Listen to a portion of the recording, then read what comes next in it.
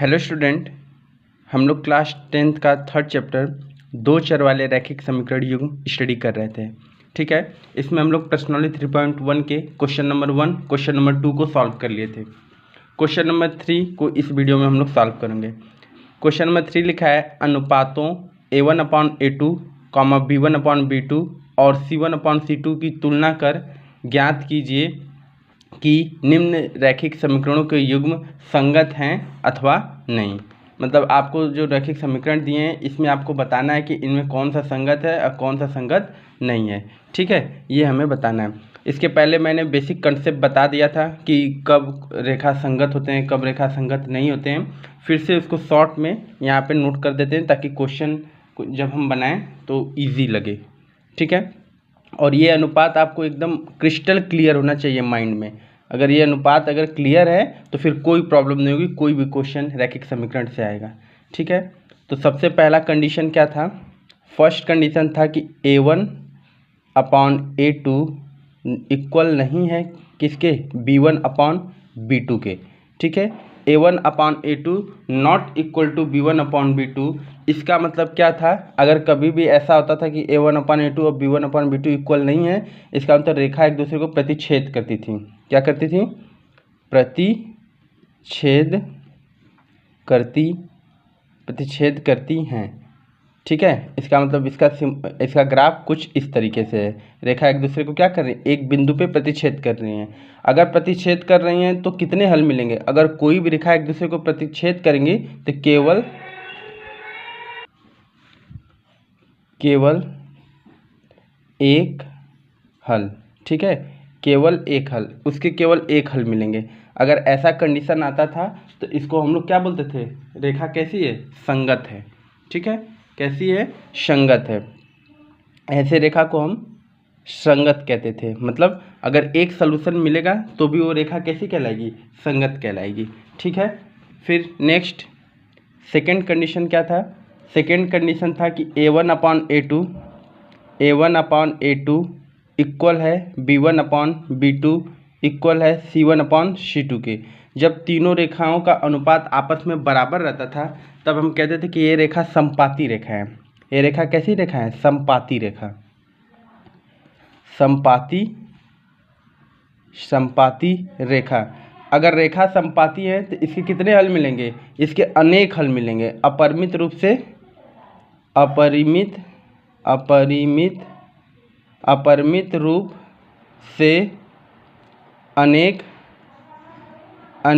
हल। इसके अपरिमित रूप से कितने हल मिलेंगे? अनेक हल मिलेंगे। मतलब इसके बहुत सारे हल हो सकते हैं। इसका क्या मतलब कि रेखा एक दूसरे के ऊपर ही है। समपाती मतलब क्या होता है? सारी रेखा क्या एक दूसरे के ऊपर आती है, तो इसको भी हम संगत ही कहते हैं। इसका क्या मतलब हुआ कि अगर सॉल्यूशन एक मिले या सॉल्यूशन अनेक मिले, मतलब अगर हल एक भी मिल रहा है तो भी वह संगत होगा और हल अनेक मिल रहा है तो भी वह संगत होगा। ठीक है, थर्ड कंडीशन क्या है कि A1/A2 equal to B1/B2 not equal to C1/C2। अगर ऐसा कंडीशन है तो यह रेखा कैसी रहती थी? समांतर रेखा रहती थी। कैसी रेखा रहती थी? एक दूसरे के समांतर रेखा। और समांतर रेखा के कोई हल नहीं होते। अगर रेखा एक दूसरे के समांतर है तो इसके क्या है? कोई हल नहीं। मतलब समांतर रेखा के कोई हल नहीं मिलते। अगर रेखाएं समांतर है तो उसके कोई हल, नो सॉल्यूशन। ठीक है, तो इस कंडीशन को हमने देख लिया था। ठीक है, अब हम लोग क्वेश्चन थर्ड के क्वेश्चन नंबर 1 को सॉल्व करते हैं। ठीक है, तो सबसे पहले हम ये करते हैं कि ये जो इक्वेशन हमें दिया है, समीकरण दिया है, इसको हम लोग इसके व्यापक रूप के रूप में कर लेते हैं। ठीक है, रैखिक समीकरण, दो चर वाले रैखिक समीकरण का व्यापक रूप क्या होता है उसके रूप में इसको कर लेते हैं। पहले इसको हम लिख लेते हैं 3x + 2y - 5 = 0। इसको इक्वेशन नंबर क्या मान लें? फर्स्ट मान लें। ठीक है, अब दो चर वाले रैखिक समीकरण का व्यापक रूप क्या होता है? व्यापक रूप A1x + B1y + C1 = 0। This is equation number second. समीकरण 1 व समीकरण 2 की तुलना करने पे हमें A1 की वैल्यू फाइंड आउट हो जाएगी। तो लिखेंगे समीकरण 1 व समीकरण दो की तुलना करने पर समीकरण 1 व समीकरण 2 की तुलना करने पर देखिए x का तुलना x से करेंगे तो a1 की वैल्यू कितनी आ गई 3, ठीक है। y की तुलना y से करेंगे तो b1 की कितनी वैल्यू आ गई 2, ठीक है। c1 की तुलना c1 से करेंगे तो c1 की वैल्यू कितनी आ गई -5, ठीक है। ऐसे हम लोगों ने a1 b1 c1 की वैल्यू फाइंड आउट कर ली। समीकरण सेकेंड 2x - 3y - 7 = 0, इसको इक्वेशन नंबर 3 मान लेते हैं, ठीक है। इसको इक्वेशन नंबर 3 मान लेते हैं। फिर से इसका व्यापक रूप, तो व्यापक रूप अब इसका क्या हो जाएगा। अब यहाँ हमने a1x लिया, तब यहाँ पे क्या ले लेंगे a2x + b2y + c2 = 0, equation number 4। समीकरण 3 व समीकरण 4 की तुलना करने पर समीकरण 3 व समीकरण 4 की तुलना करने पर समीकरण 3 व समीकरण 4 की तुलना करेंगे तो देखिए x की तुलना करेंगे तो यहाँ से a2 की वैल्यू क्या मिल गई 2, ठीक है। b2 की वैल्यू क्या मिल गई -3, साइन के साथ लिखते हैं। c2 की वैल्यू क्या निकल गई -7, ठीक है। अब a1 b1 c1 a2 b2 c2 ये हमें मिल गया, ठीक है। अब हम क्या निकालते हैं a1/a2 निकाल लेते हैं। a1/a2 की वैल्यू कितनी आ गई, a1 की वैल्यू 3, अब a2 की वैल्यू 2, ठीक है। b1/b2 की वैल्यू कितनी आ गई, b1 की वैल्यू 2, अब b2 की वैल्यू -3, ठीक है। c1/c2 की वैल्यू क्या होगी, c1/c2 देखिए तो c1 की वैल्यू -5 और c2 की वैल्यू -7, ये माइनस माइनस कैंसिल हुआ, 5 क्या आ गया 7 आ गया, ठीक है। क्लियर हमें दिख रहा है कि a1/a2 b1/b2 c1/c2 तीनों ही बराबर नहीं है, लेकिन हमको किसको देखा जाता है b1/b2 और c1/c2 इनको देखा जाए, या a1/a2 b1/b2 इनको देखा जाए। तो देखिए a1/a2 b1/b2 यह दोनों आपस में बराबर नहीं है, a1/a2 b1/b2 आपस में बराबर नहीं है। अब देखिए अगर तीनों ही बराबर नहीं, अब कैसे पता चलेगा कि हम कौन सा देखें, प्रतिच्छेदित वाला कंडीशन देखें या समांतर वाला कंडीशन देखें, ये कैसे पता चलेगा। तो ये ऐसे पता चलेगा कि अगर a1/a2 और b1/b2 यह दोनों बराबर हैं, b1/b2 और c1/c2 यह बराबर नहीं है, तो अब ये बराबर है और ये बराबर नहीं है, तो क्लियर कंडीशन समांतर का है। अब इसमें तीनों ही बराबर नहीं है, तो तीनों ही बराबर नहीं तो ये प्रतिच्छेदित का कंडीशन होता है, ठीक है। तो लिखेंगे चूँकि a1/a2 not equal to b1/b2, ठीक है। a1/a2 की वैल्यू क्या है 3/2 इक्वल्स नहीं है -2/3 के, ठीक है। ये माइनस आप ऊपर कर सकते हैं, माइनस का मल्टीप्लाई ऊपर नीचे करके, ठीक है। ये दोनों बराबर नहीं है, ठीक है। इसलिए यह किस कंडीशन की रेखा है, यह प्रतिच्छेद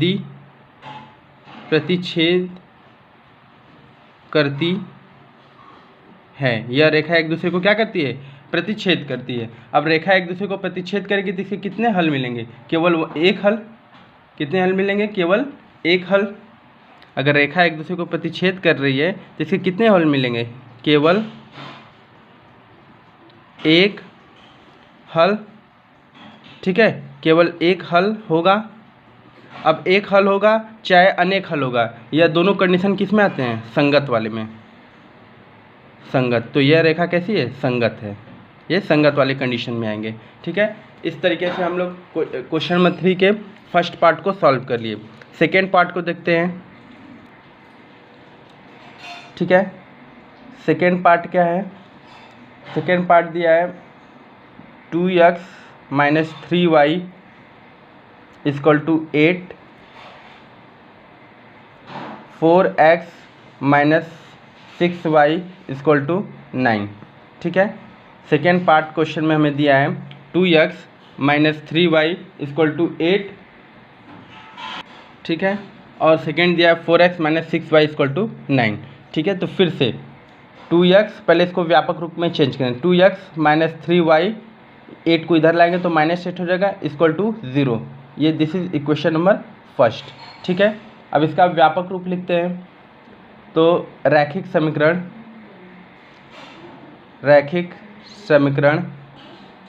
दो चर वाले रैखिक समीकरण का व्यापक रूप क्या होगा? व्यापक रूप होगा a1x plus b1y plus c1 equal to 0। ये इक्वेशन नंबर हमारा सेकेंड है। ठीक है, अब इक्वेशन नंबर फर्स्ट और इक्वेशन नंबर 2 की तुलना करेंगे। समीकरण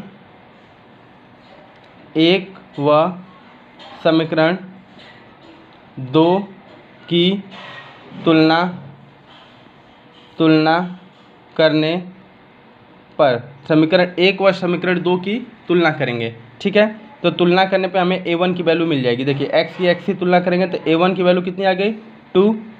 ठीक है, y की तुलना करेंगे तो b2 की वैल्यू कितनी आ गई? -3। ठीक है, c1 की तुलना करें तो c1 की वैल्यू कितनी आ गई? -8। ठीक है, a1 b1 सॉरी यहाँ पे b1 लिखना चाहिए था, a1 b1 c1 इनकी वैल्यू फाइंड आउट हो गई। नेक्स्ट देखते हैं, नेक्स्ट इक्वेशन दिया है 4x minus 6y equal to 9 दिया है, तो -9 इक्वल टू 0 लिख दें। इसको इक्वेशन नंबर थर्ड लिख दें। फिर से व्यापक रूप, दो चर वाले रैखिक समीकरण का व्यापक रूप क्या लिखेंगे? a2x plus b2y plus c2 equal to 0, equation number 4। समीकरण 3 व समीकरण 4 की तुलना करने पर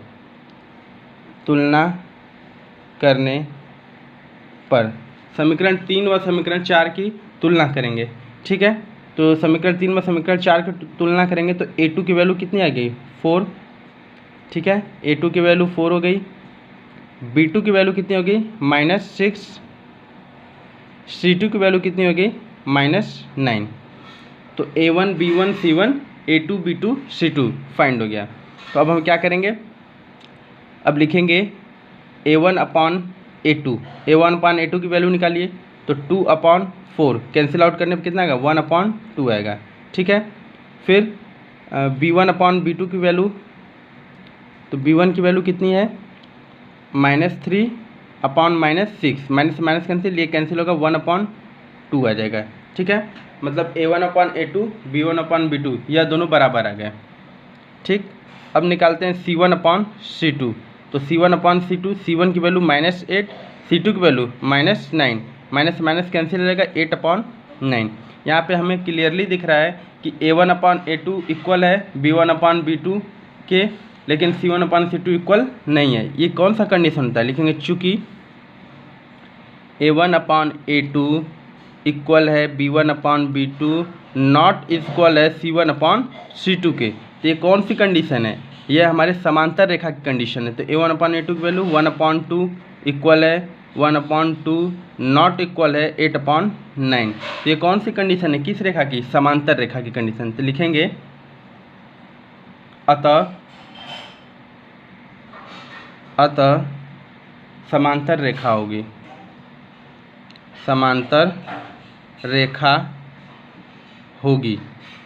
अतः समांतर रेखा होगी। अच्छा, कोई रेखा जब समांतर होती है, कोई भी रेखा एक दूसरे के समांतर होगी तो इसके कोई हल मिलेंगे? नहीं, कोई भी हल नहीं है, कोई हल नहीं। अब किसी भी रेखा का कोई हल नहीं, चाहे एक हल हो चाहे अनेक हल हो, वो दोनों संगत में आ रहे थे। जब कोई हल नहीं होगा तो वो किस कंडीशन में आएंगे? वो असंगत में आएंगे।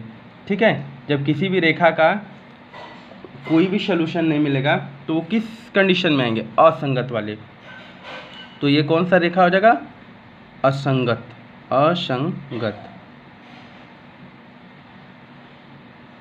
ठीक है, इस तरीके से हम लोगों ने क्वेश्चन नंबर 3 के सेकेंड पार्ट को भी सॉल्व कर लिया। ठीक है, अब थर्ड पार्ट देखते हैं। क्वेश्चन नंबर 3 का थर्ड पार्ट क्या है? 3/2x plus 3/2x plus 5/3 y = 7 और दूसरा दिया है 9x - 10y = 14। ठीक है, ये दो कंडीशन आपको दिए हुए हैं, दो इक्वेशन दिए हुए हैं। तो सेम पैटर्न पे फिर से है। सबसे पहले इसको व्यापक रूप में करेंगे तो 3/2x + 5/3y - 7 = 0। ये इक्वेशन नंबर फर्स्ट हो गया। ठीक है, सेकेंड क्या है, 9x - 10y - 14 = 0। ये इक्वेशन नंबर 2 हो गया। ठीक है, तो फिर से समीकरण एक से समीकरण एक है 3/2x + 5/3y - 7 = 0। ठीक है, तो व्यापक रूप इसका क्या होगा, व्यापक रूप क्या होगा, a1x + b1y + c1 = 0। इसको हम इसको इक्वेशन क्या माने, ऐसे डायरेक्ट भी कर सकते हैं। तो यहाँ पे हम अगर तुलना कर देंगे तो यहाँ से हमें a1 की वैल्यू मिल जाएगी। x की x से तुलना करें तो a1 की वैल्यू कितनी आ जाएगी, 3/2। ठीक है, b1 की वैल्यू कितनी आ जाएगी, 5/3। c1 की वैल्यू कितनी आ जाएगी, -7। इसके पीछे क्वेश्चन फर्स्ट और सेकेंड पार्ट में मैंने 4 इक्वेशन तक बनाया था, इसमें 2 तक बनाया। तो आप ऐसे करें चाहे वैसे करें, दोनों ही सही है। ठीक है, दोनों में कोई प्रॉब्लम नहीं है। a1/a2, b1/b2, c1/c2 का निकल गया। ठीक है, अब समीकरण दो से इस कंडीशन में समीकरण थोड़े कम बनना है, उसमें 4 तक बन गए थे, तो दोनों तरीके से कर सकते हैं, कोई प्रॉब्लम नहीं है। समीकरण 2 क्या है, 9x - 10y - 14 = 0। ठीक है, व्यापक रूप क्या है, व्यापक रूप इसका a2x + b2y + c2 = 0। ठीक है, अब तुलना कर देंगे, इनकी आपस में तुलना करेंगे तो यहाँ से आएगा हमें a2 की वैल्यू कितनी आ गई, 9। ठीक है, b2 की वैल्यू कितनी आ गई, -10। c2 की वैल्यू कितनी आ गई, -14। ठीक है, a1 a2 सबका वैल्यू निकल गया। अब निकालेंगे a1/a2। a1/a2 की वैल्यू कितनी आएगी, a1/a2। तो a1 की वैल्यू कितनी है, 3/2 अपॉन b1 की a2 की कितनी है, 9/1। तो ये ऊपर जाएगा, ये यहाँ पे जाएगा, तो ये आ जाएगा 3 × 1/2 × 9, 3 3 जा 9, ये कितना हो गया, 1/6 आ गया। ठीक है, a1/a2। अब b1/b2 निकालेंगे, तो b1 की वैल्यू कितनी है, 5/3 अपॉन b2 की -10/1। फिर से ये ऊपर ये यहाँ पे मल्टीप्लाई होगा, तो 5 × 1/3 × -10, 5 2 जा 10, ये हो जाएगा 1/-1/6। ठीक है, c1/c2 की वैल्यू फाइंड करेंगे, तो c1/c2 क्या है, c1 की वैल्यू कितनी है, -7 अपॉन c2 की वैल्यू कितनी है, -14। इसको कैंसिल आउट करेंगे, कितना आएगा, 1/2। ठीक है, अब देखिए क्लियरली हमें दिख रहा है कि तीनों ही वैल्यू आपस में बराबर नहीं है। ये 1/6 है, ये -1/6 है, यहाँ भी कर सकते हैं जैसे था 1/-6, 1/2, तीनों ही आपस में बराबर नहीं है। जब तीनों ही बराबर नहीं है तो ये प्रतिच्छेदित रेखा का कंडीशन होता है। तो लिखेंगे चूँकि a1/a2 not equal to b1/b2, a1/a2 b1/b2 के बराबर नहीं है, तो इसकी वैल्यू लिख दीजिए। 1/6 कभी बराबर नहीं हो सकता 1/-6 के। ठीक है, तो इसका मतलब ये कैसी रेखा है, प्रतिच्छेदित रेखा होगी। यह प्रतिच्छेदित रेखा होगी, यह प्रतिच्छेदित रेखा होगी। अच्छा, रेखा जब प्रतिच्छेदित होती है मतलब एक बिंदु पे कट करे तो एक हल मिलेंगे ना, इसके कितने हल मिलेंगे, एक हल या अद्वितीय हल इसको कहते हैं, एक हल होगा। तो हल एक हो चाहे अनेक हो, दोनों ही केस में जो रेखा होती है वो कैसी होती है, संगत होती है। ठीक है, इसको ध्यान से दिमाग में नोट रखना है कि रेखा अगर एक हल हो या अनेक हल हो, दोनों ही केस में क्या होता है, संगत का कंडीशन होता है। ठीक है, इसके फोर्थ पार्ट को देखते हैं। फोर्थ वाला पार्ट इसका क्या है, फोर्थ पार्ट है 5x minus 3y equal to 11। ठीक है, ये क्वेश्चन नंबर फर्स्ट है। यहाँ पे क्या है, -10x plus 6y equal to -22, ये क्वेश्चन नंबर 2 है। ठीक है,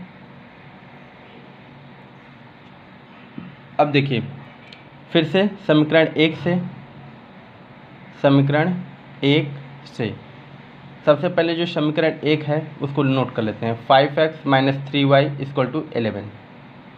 तो ये देखिए ये समीकरण व्यापक रूप में नहीं है, पहले इसको व्यापक रूप में चेंज किया जाए। लिखेंगे 5x minus 3y minus 11 equal to 0। ठीक है, अब इसका व्यापक रूप लिखें, व्यापक रूप।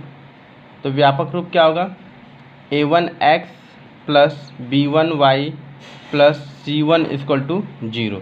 ठीक है, इसकी तुलना इससे करेंगे, x की तुलना x से करेंगे, तो a1 की वैल्यू कितनी आ गई 5। ठीक है, y की तुलना y से करेंगे तो b1 की वैल्यू कितनी आ गई -3। ठीक है, c1 की वैल्यू कितनी आ गई -11। a1 b1 c1 की वैल्यू हमने फाइंड आउट कर ली। नेक्स्ट देखते हैं समीकरण 2 से। समीकरण 2 इक्वेशन नंबर 2, इक्वेशन नंबर 2 क्या है, -10x plus 6y equal to -22। ठीक है, अब इसको व्यापक रूप में चेंज करेंगे तो -10x प्लस 6y -22 जब इक्वल टू किधर लाएंगे तो +22 हो जाएगा इक्वल टू 0। ठीक है, अब इसका व्यापक रूप लिखेंगे, व्यापक रूप। तो व्यापक रूप क्या हो जाएगा, a2x plus b2y plus c2 equal to 0। ठीक है, ये इसका व्यापक रूप हो गया। अब इसकी तुलना कर देंगे तो x की तुलना x से होगा तो a2 की वैल्यू कितनी आ जाएगी -10। ठीक, y की तुलना y से होगी तो b2 की वैल्यू कितनी आ जाएगी 6, c2 की वैल्यू कितनी आ जाएगी 22। a1 b1 c1 a2 b2 c2 को हम लोगों ने फाइंड आउट कर लिया है।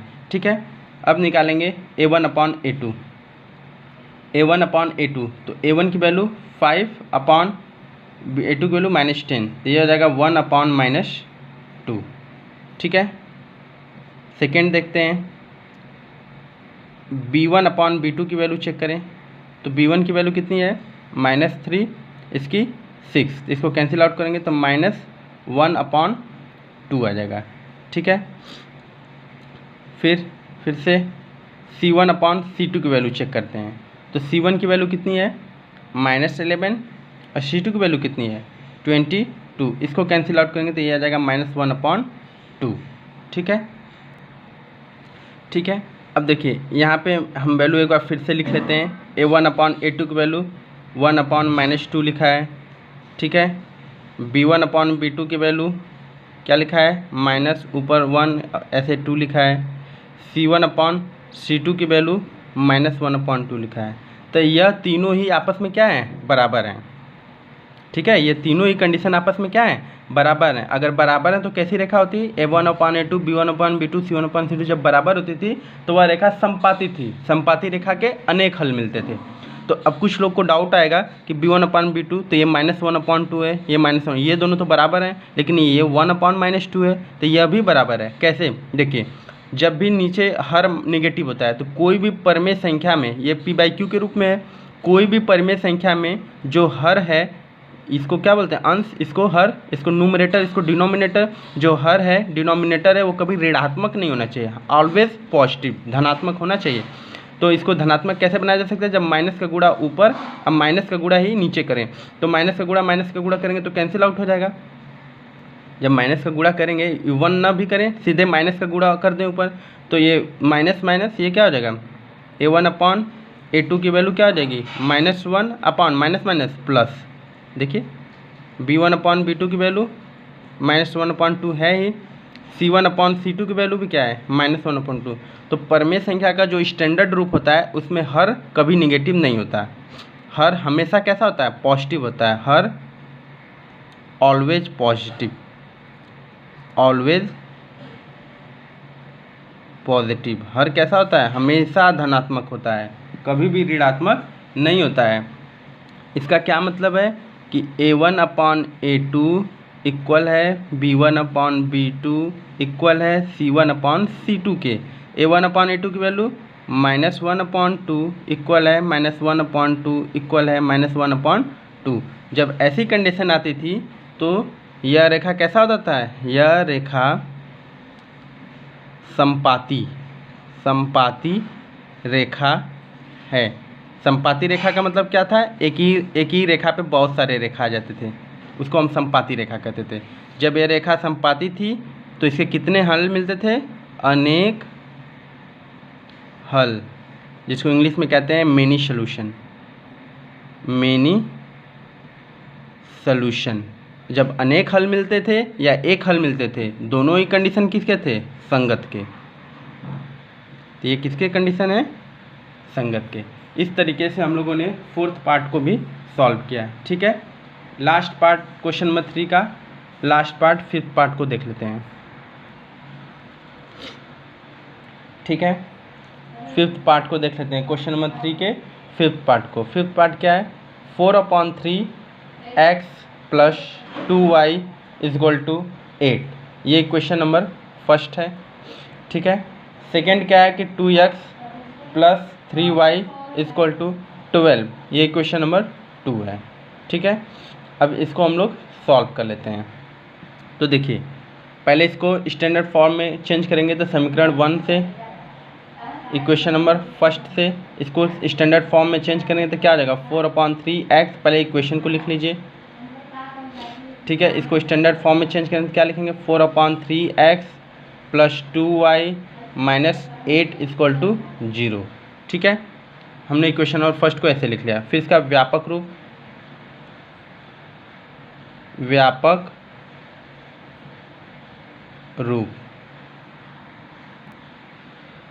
रूप क्या है, A1x + B1y + C1 = 0।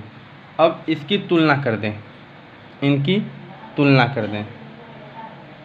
तुलना करने पर जब इनकी तुलना कर देंगे तो यहाँ से x की s की तुलना करेंगे तो A1 की वैल्यू कितनी मिल जाएगी, 4/3।